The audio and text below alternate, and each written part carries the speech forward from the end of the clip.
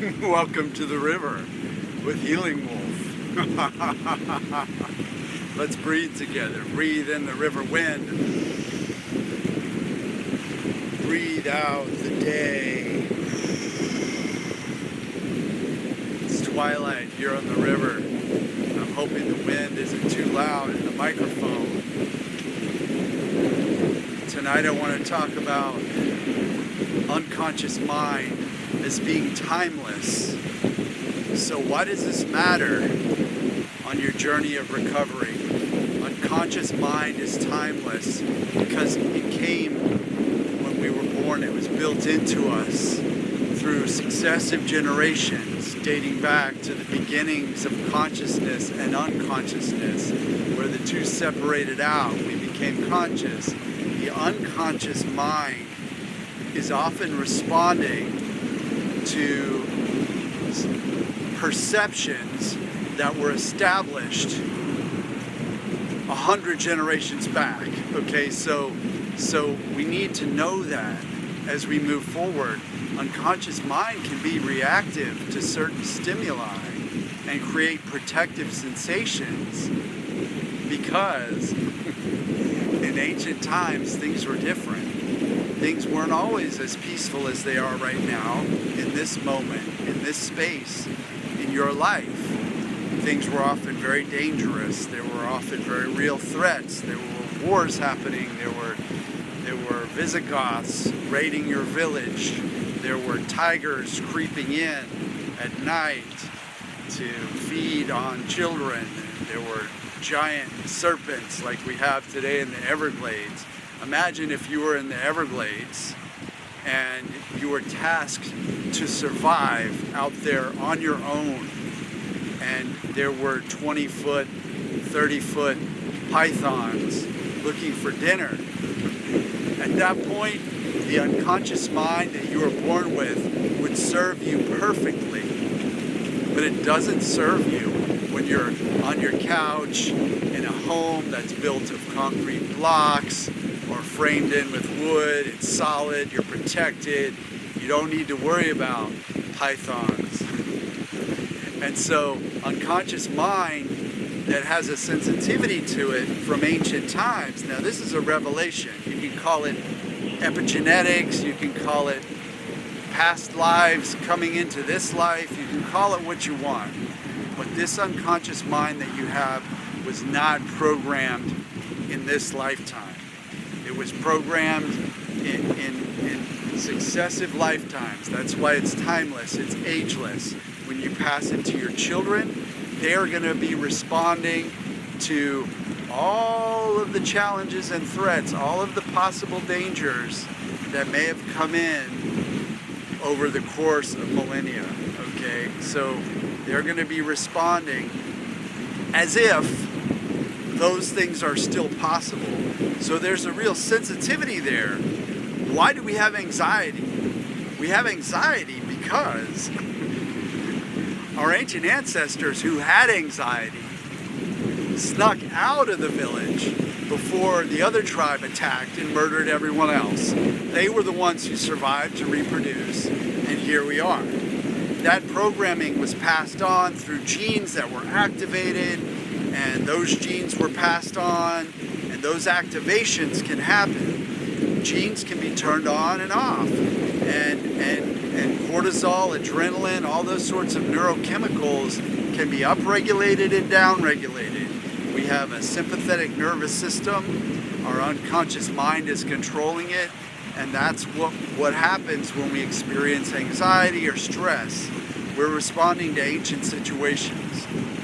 So one of my great grandmothers was Rebecca Nurse. She was killed as a witch. She was labeled by neighbors, by the church, by greedy idiots who decided they wanted to take her land by cursing her. And the church allowed her to be executed.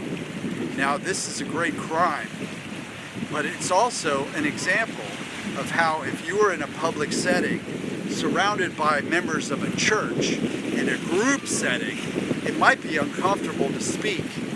Because in ancient times, when you were surrounded by a big group and you spoke, you could end up dead shortly thereafter. Why is public speaking so difficult for us today? The same reason. That's exactly what's happening. Your unconscious mind is timeless. It's responding to similar being same. So similar situation to ancient times is modern day. Same is it's responding to something that's similar in the past as being the same now, which it really isn't. If you're at a work meeting and there are a bunch of people and you have a presentation, your heart's racing, you're getting extra strength, protection signals, your body's getting ready to battle, to run, to fight, to take care of what's happening. You don't need those protection signals. You don't need that extra anxiety or panic, but it's coming because that's the timelessness of unconscious mind. So keep it in mind. It helps you get to be a little more lighthearted about all this stuff.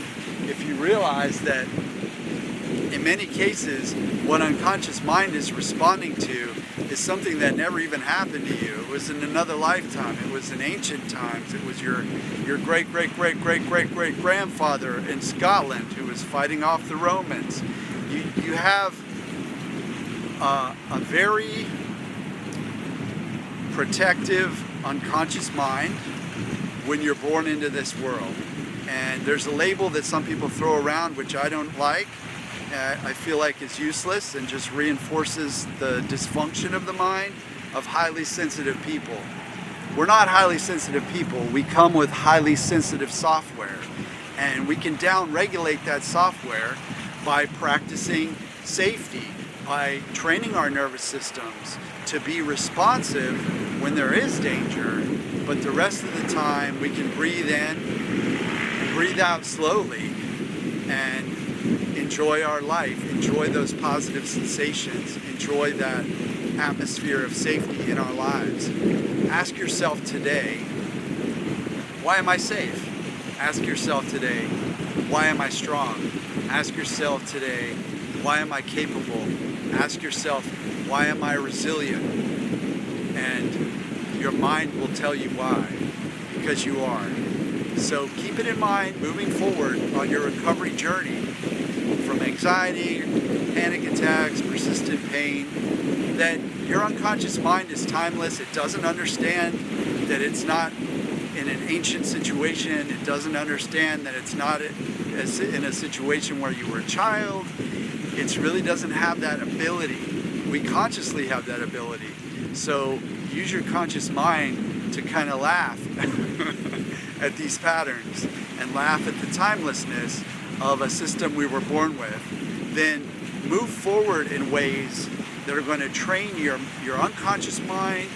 By using your conscious mind, you're training your unconscious mind to have a very calm setting instead of a highly sensitive setting.